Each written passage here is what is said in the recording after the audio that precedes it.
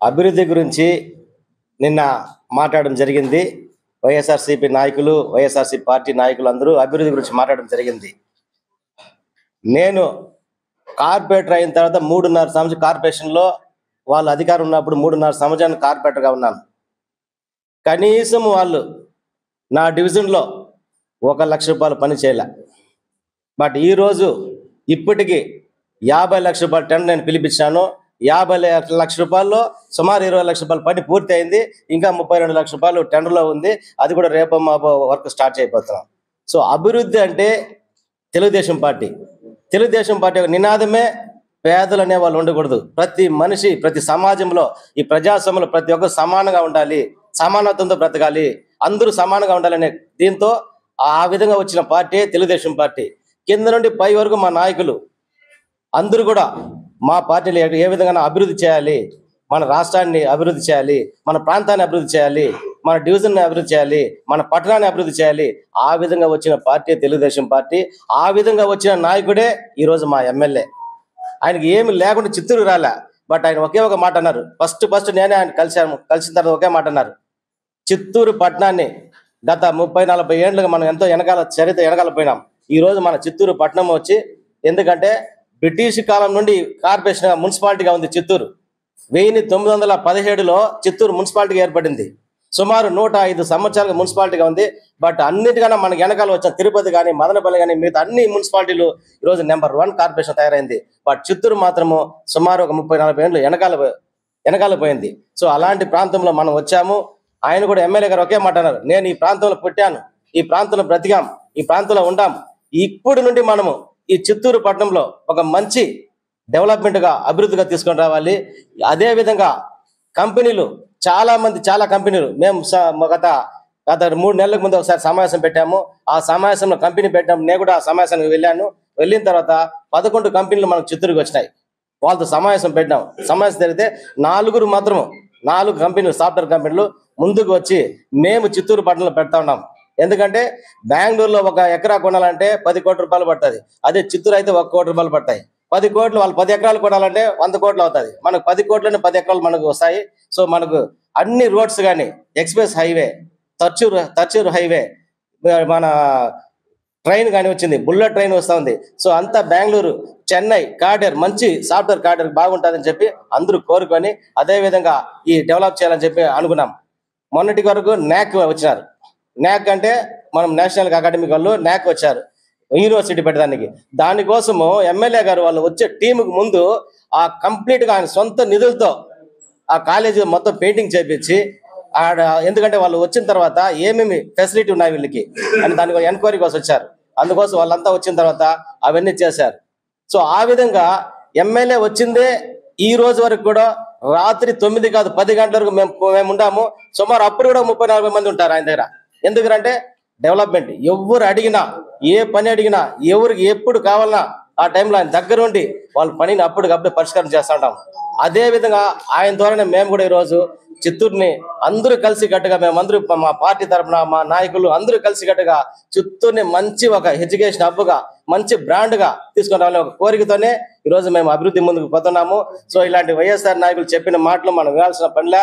వాళ్ళు ఎవరు చెప్పినా ఏమి చెప్పినా మేము వెనకాల పోము. అలాంటి వ్యక్తుల్ని డెవలప్మెంట్ మీరు రండి, మాతో కలిసి రండి, మనందరూ కలిసికట్టుగా అభివృద్ధి చేస్తాం. అంతేగాని డెవలప్ని అడ్డుకోవడము, డెవలప్ చేయలేదు, ఎమ్మెల్యే చేయలేదు అనేవాడు మాత్రము అది చాలా తప్పు. మేము దాన్ని తీవ్రంగా మా పార్టీ తరఫున ఖండిస్తున్నాము. ఎందుకంటే మేము డెవలప్ కోసమే వచ్చాం, డెవలప్ చేస్తున్నాం. నాయకుడు, పేదవారు అన్నా అంటే పలకరించే నాయకుడు, మా చిత్తూరు శాసనసభ్యులు శ్రీ గురజాల జగన్మోహన్ అన్నయ్య గారు.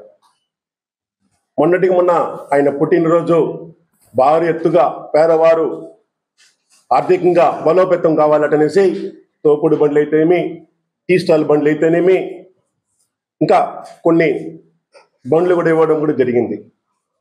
గత ఆయన ఎలక్షన్ ముందర 6 నెలల ముందర రావడం జరిగింది చిత్తూరుకి. జీజేఎం చారిటబుల్ ట్రస్ట్ తరఫున కొన్ని కోట్ల రూపాయలు చిత్తూరు ప్రజలకు విరాళంగా వసూలు రూపాయన ఇవ్వడం కూడా జరిగింది. అలాంటి వ్యక్తి మా మచ్చలేని నాయకుడు శ్రీ గురజాల జగన్మోహన్ అన్నయ్య గారు.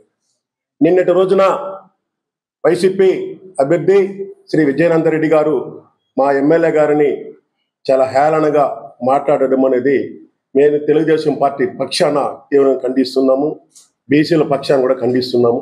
దయచేసి మీరు అభివృద్ధికి సహకరించండి. చిత్తూరు అభివృద్ధిలో చాలా దూరంలో ఉంది. ఈరోజు అభివృద్ధి అంటేనే ఒక తెలుగుదేశం పార్టీ మా ముఖ్యమంత్రి వర్యులు శ్రీ నారా చంద్రబాబు నాయుడు గారు ఆశీస్సులతో ఇంకా ఎన్నో అభివృద్ధి కార్యక్రమాలు చేసేదని కూడా మా ఎమ్మెల్యే గారు సహాయశక్తుల శ్రమిస్తున్నారు. దీనికి మా ప్రతి ఒక్కరు కూడా సహాయ సహకారాలను అందిస్తున్నారు. మొన్న సంతపేటలో నీటికి ఎదుటి ఉంటే 5 బోర్లు వేయడం జరిగింది. టోటల్గా మొన్న మా డివిజన్లో డ్రైన్ కావాలంటే అప్పటికప్పుడే శాంక్షన్ చేసి ఇవ్వడం జరిగింది. డ్రైన్ రోడ్డు మొత్తం శాంక్షన్ అవుతుంది. దగ్గర ఇప్పటివరకు 30 లక్షల రూపాయల వరకు జరుగుతూ ఉంది. అదే 48 డివిజన్లో ఒక తట్ట మట్టి పోసిన చరిత్రలో లేదో వైసీపీ నాయకులు చరిత్రహీనులు. ఒక ఎల్ఈడి బల్బ్ వేసారా మీరు? వైసీపీ నాయకులు అడుగుతున్నాను. చిత్తూరులో టోటల్ కార్పొరేషన్లో చిత్తూరు నియోజకవర్గంలో సరే ఒక్క ఎల్ఈడి బల్బులోనే మీరు గత 5 సంవత్సరాలు మీరు వేస్తారా? మీరు దాచుకోవడం తప్ప మీరేది చేసిన చరిత్ర లేదు. ఈరోజు అభివృద్ధి అంటేనే ఒక తెలుగుదేశం పార్టీ. ఇంకా అభివృద్ధి చేస్తాం, అభివృద్ధి చేసి చూపిస్తామనేసి కూడా సవినీయంగా నమస్కారం చేసుకుంటాం. నమస్కారం. ఈరోజు మన ఎమ్మెల్యే గారి పైన చాలా నిందలు వేయడం జరిగింది. గత 30 సంవత్సరాల కాలంలో నాకు తెలిసి ఇటువంటి ఎమ్మెల్యే లేదు, రాలేదు కూడా. ఆయన వచ్చిన ఈ 9 నెలల కాలంలోనే సంతపేటలో ఒక్క నా డివిజన్లో వరకే ఎండోమెంట్ ఆఫీస్ 40 లక్షల రూపాయల వరకు ఇప్పుడు జరుగుతూ ఉంది. అదే కాకుండా ఓల్డ్ బ్రౌన్ షీట్లో ఆల్రెడీ రోడ్డు వేసేసాము. ఇంకా ఒక 10 లక్షలు కావాలంటే మొన్నటికి మొన్న పోయి మేము అడగంగానే ఆయన లెటర్ రాసి సంతకం పెట్టి అప్పటికప్పటికి శాంక్షన్ చేసిన వ్యక్తి మన ఎమ్మెల్యే గారు జగన్మోహన్ గారు. అటువంటి వ్యక్తిని మాట్లాడడం సంస్కారం కాదు. అదే కాదు, కాలువలు ఇందిరానగర్లో ఈసేవ దగ్గర కాలువ 10 లక్షల రూపాయల వరకు జరుగుతూ ఉంది. ఇప్పుడు 10 లక్షల వరకు చేస్తా ఉన్నాం రోడ్డు, సీసీ రోడ్డు. అదే కాకుండా 10 లక్షలు శాంక్షన్ చేశారు. 40 లక్షల రూపాయల endowment office already work start అయిపోయింది, జరుగుతూ ఉంది. అది నా డివిజన్లో రావడం కూడా నాకు చాలా అదృష్టం అని నేను భావిస్తున్నాను. అటువంటి వ్యక్తిని ఈ విధంగా మాట్లాడడం అనేది చాలా అన్యాయం.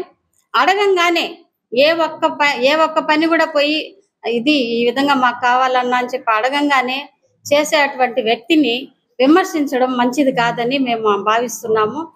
ఇంతకు ముందు చాలా మంది వచ్చారు, ఎమ్మెల్యేలు వచ్చారు, ఎంతో మంది వచ్చినారు. కానీ నేను చూస్తున్న ఈ గత కాలంలో ఇటువంటి ఎమ్మెల్యేని నేను చూడలేదని నేను చెప్తున్నాను. ఎందుకంటే అడగంగానే వర్కులు చేయడం కూడా చాలా తక్కువ మంది ఉంటారు. కాబట్టి ఆయన్ని మాట్లాడడము మానేసి వాళ్ళు ఏం చేశారనేది కూడా వాళ్ళు ఒకసారి ఆలోచించుకోవాలా. గత 5 సంవత్సరాల్లో ఏ రోజైనా ఒక కాలువలో మట్టెత్తి ఎట్లా బయటేశారా? ఒక కాలువ కట్టారా? ఒక రోడ్డు వేశారా? ఏదైనా జరిగిందంటే మేము 5 ఏళ్ళు మేము కార్పొరేటర్ గా ఉన్నప్పుడు, తెలుగుదేశం ప్రభుత్వం ఉన్నప్పుడు అప్పుడు డెవలప్మెంట్ అయిన రోడ్లే కాలువలే తప్ప 5 ఏళ్ళు ఈ వైఎస్ఆర్ ప్రభుత్వం వచ్చి చేసిందంటూ ఏమి లేదు. ఒక కాలువలో మట్టి కూడా ఎత్తి వేసిన పాపాన పోలేదు. అటువంటి వ్యక్తులు ఈ రోజు విమర్శించడం అనేది అది తగదు. ఆయన చేసే వ్యక్తిని మాట్లాడడం మంచిది కాదు. ఆయన మచ్చలేని నాయకుడు, మా ఎమ్మెల్యే గారు. ఆయన్ని మేము గొప్పగా చెప్పుకుంటాము. ఇంకా ఆయనే రావాలని కూడా మేము భావిస్తున్నాము. దీన్ని మేము తీవ్రంగా కూడా ఖండిస్తున్నాము.